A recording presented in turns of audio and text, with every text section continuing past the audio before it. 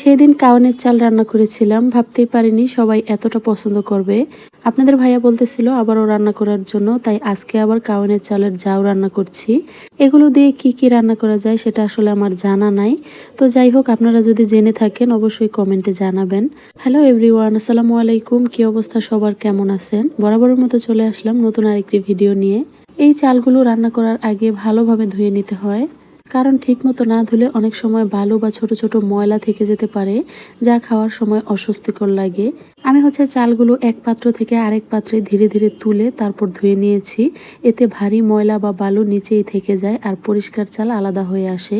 সাথে আমি মরিচ ভর্তা করে নিয়েছিলাম আর ডিম সিদ্ধ করে দিয়েছিলাম। আমি সাধারণত ডিম ধুয়ে তারপর ফ্রিজে রাখি, তবে আজকে আর ধুবো না, যেমন আছে তেমনই রেখে দিব।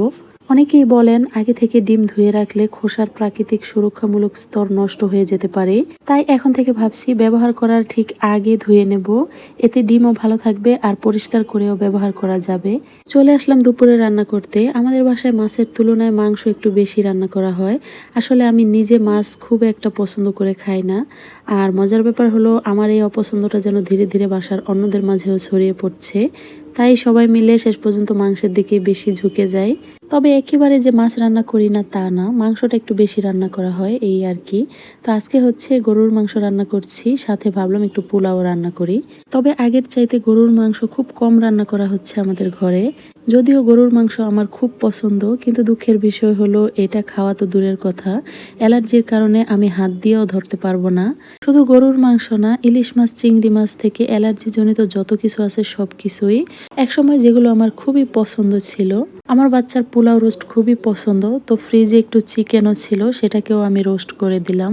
তো যাই হোক, এদিকে আপনাদের ভাইয়া বিশাল বড় সাইজের একটা কাঁঠাল নিয়ে আসছে। আমি আবার শক্ত কাঁঠাল ছাড়া খাই না। এই কাঁঠালটা যিনি বিক্রি করতে আনছে ওনার গাছেরই কাঁঠাল এটা। আর উনি এই একটা কাঁঠালই বিক্রি করার জন্য আনছে আর বলতেছিল এটা নাকি খুবই ভালো হবে। তো ভেঙে নেয়ার পরে দেখলাম মাশাআল্লাহ কাঁঠালটা খুবই ভালো, আর যেহেতু গাছ পাকা কাঁঠাল, খেতেও অনেক মজার ছিল। আমি আবার কাঁঠাল ভাঙতে পারি না, কাঁঠাল যখনই নিয়ে আসে আপনাদের ভাইয়াই ভেঙে দেয়। তো কাঁঠালের কোষগুলো খুব বড় সাইজেরই ছিল। এদিকে দেখতে পাচ্ছেন কাঁঠালের কোষ থেকে গাছ বের হয়ে যাচ্ছে। তো যাই হোক, আপনাদের কেমন কাঁঠাল পছন্দ অবশ্যই কমেন্টে জানাবেন। আজকে ভাবছিলাম বাচ্চার টিফিনে কি বানিয়ে দেয়া যায়, যেহেতু ও বাটার কুকিজ খুবই পছন্দ করে, তাই আজকে ভাবলাম ওর জন্য এগুলোই বানিয়ে দিই। আমার সবচেয়ে ভালো লাগার বিষয় আমি বাসায় নিজের হাতে যেই জিনিসটাই বানিয়ে দেই না কেন, সেটাই ও খুব পছন্দ করে আর আনন্দ নিয়ে খায়। তাই যতটা সম্ভব চেষ্টা করি ঘরেই ওর পছন্দের খাবারগুলো তৈরি করে দিতে। আমি সবসময় চেষ্টা করি টিফিনে এক এক দিন এক এক রকম খাবার দিতে, কারণ প্রতিদিন একই রকম খাবার দিলে বাচ্চার আগ্রহ কমে যায়।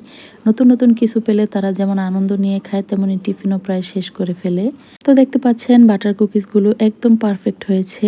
তো আজকের ভিডিওটি আপনাদের কাছে কেমন লাগলো অবশ্যই কমেন্টে জানাবেন। ভালো লাগলে ফ্রেন্ডস অ্যান্ড ফ্যামিলির সাথে শেয়ার করতে নিশ্চয়ই ভুলবেন না। তো সবাই ভালো থাকবেন। আল্লাহ হাফিজ।